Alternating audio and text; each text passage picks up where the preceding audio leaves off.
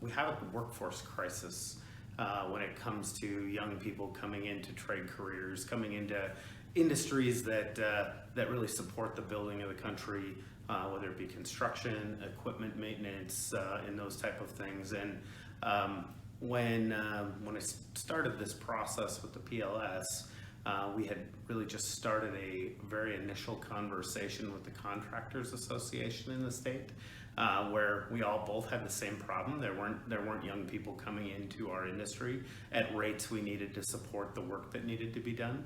And so instead of trying to figure it out alone or figure it out with just our part of the industry, we said, can we come together in a way where we can work on this issue together and create a place where we can engage young people, engage our education system in Montana, the teachers, the students, to show that these career opportunities can be a plan A. It's not a fallback. It's not a, well, you weren't really good enough to do this, so there's an opportunity over here for you. But that there are some really incredible careers in the industry that allow young people to stay at home, allow them to have great financial security. And if they're not quite sure yet if they're ready to go to college, that there are really good things that can be done to build a career and build a financially stable future for themselves. At the same time, in Montana, we have about 6,000 kids that don't choose to go to a 2-year or 4-year institution or serve in the military when they graduate. And our education system has done a really good job of training doctors and lawyers and accountants. We're pretty good at that, but we don't really have a very good pathway for young people trying to figure out what that career looks like if that's not the path they want to go on. And so we got together as a group, engaged our education system in Montana, first in Billings, and now it's spread to a few other communities, where we brought some curriculum from large national manufacturers into the classroom, use that as kind of a baseline for how the kids can learn about the industry first. So initially with John Deere University, we brought in machine theory. So they learned about powertrains and electronics and hydraulics, and how the machine itself operates. And then we incorporated machine control and GPS guidance, drone technology, and are now, like I said, starting to talk about autonomy and remote control operation. And the next generation is really going to leverage technology in the industry, and it's a great place to meet young people for our industry. And so that became the baseline curriculum.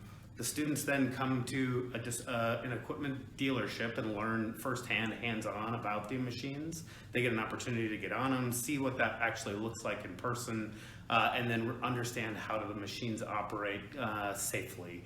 And then from there, the partnership kind of expands to the construction companies. And so we've partnered, there are right now 5 companies partnered together on this project in Billings, under 2 trade associations. But the next step is then, let's go to the project and see how it works and what jobs, what careers are out there. And so we do a paving and aggregate look. They understand how paving works. We get out in a quarry. They understand how that process works. We've done some bridge building and literal bridge building and how that process works. And the kids get to get out on the project, hear how the planning of the bit work is done, how the scheduling, how all of that process works. And then through the course of the 8-week program, then they finish up with a hands-on application where they actually lay out a project and dig it using the equipment. And so we're in the 2nd year of that right now. We had fantastic story in our first class. Some kids that are trying to kind of figure out what their careers look like, and we had a great opportunity with a couple of young people that joined our first class. And through the end of graduation, they'd gotten an opportunity to be there every day for 8 weeks, working with the presidents of a couple of these construction companies, getting to see the discipline, the work ethic, the showing up every day. And when they graduated from the course, they were offered summer employment initially at 18 years old to run a 40-ton haul truck, which is a pretty significant deal and really a pathway that would have never been possible for these young people. They just never would have been considered based on, you know, the fact that it wouldn't have been on their resume. They're just graduating from high school, and those machines are anywhere from $300,000 to $500,000, so a pretty significant asset to be responsible for. But because how they showed up at class, because they were there every day, they went through the process, they were disciplined, they asked really good questions. The president of the construction company made an offer for them at the end of the course to come on full time. As that happened with one of the young men, he had shared that this opportunity, the wage that they had offered him to start at 18 years old, had made him the highest paid member of his family.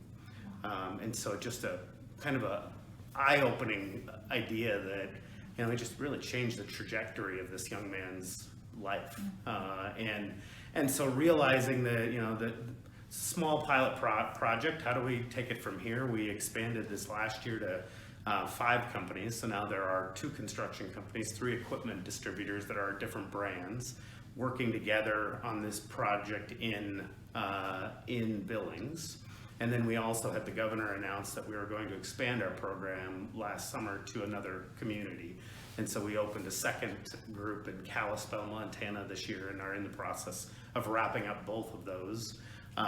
Been very successful, very pleased with the results of both of those projects over the last couple of years.